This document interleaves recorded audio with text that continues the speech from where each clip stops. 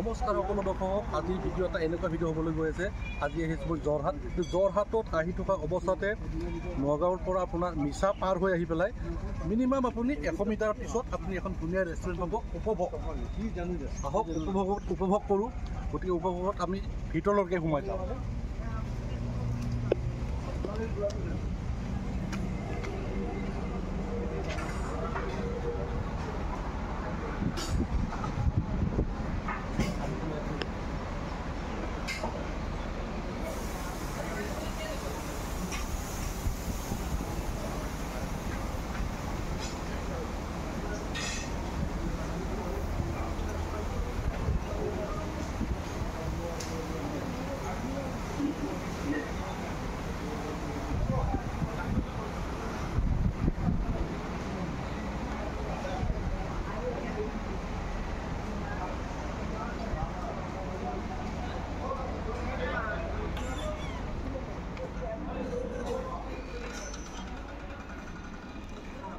আপোনাৰ যদি আমনি লাগিছে আহি পেলাই ভাত খাই অকণমান ধুনীয়া ইয়াত শীতল হাৱা কোনো ব্যৱস্থা কৰা হৈছে। ইয়াত বহি পেলাই আপুনি ৰেষ্ট কৰিব পাৰে।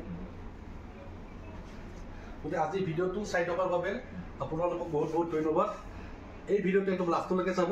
আকৌ গৈ আছোঁ কিটচেনলৈকে। এই কিটচেনতো কি বনাই আছে অকণমান আমি ভিতৰলৈ যাওঁ। কিটচেনতে সেইপিনে আমাৰ দাদা আছে, ধুনীয়াকৈ একদম লাগি আছে গোটেইখিনি কামত।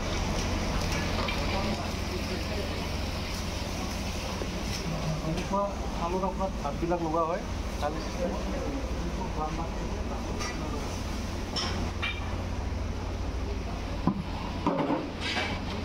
আপোনাৰ ইয়াতে কাম কৰা কেনেকুৱা পাইছে কাম কৰি? মানুহৰ সঁহাৰি কেনেকুৱা? মানুহ ভাল, মানুহৰ যথেষ্টখিনি আছে আৰু কাম কৰি ভাল লাগে। বহুত ধুনীয়া, বহুত ভাল লাগিছে খানাটো খাই। তাৰপিছত আপোনাৰ ফিছ থালি আছে, ডাক থালি আছে। মানে ফিছ থালি কেনেকুৱা? ফিছ থালিটো আপোনাৰ 310 টকা আৰু চিকেন থালিটো আপোনাৰ বহুত থালি চিষ্টেম।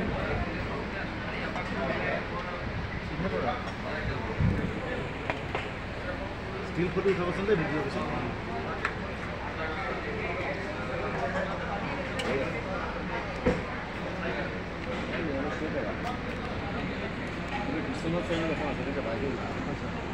গতিকে আপোনালোকে যদি আহে উপভোগত আহক।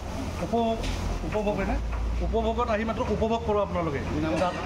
ধুনীয়া আমাৰ অসমীয়া ল'ৰা এজন নতুনকৈ আৰম্ভ কৰিছে ৰেষ্টুৰেণ্ট এখন। গতিকে আপোনালোকে সঁহাৰি কৰিলে ভাল লাগে।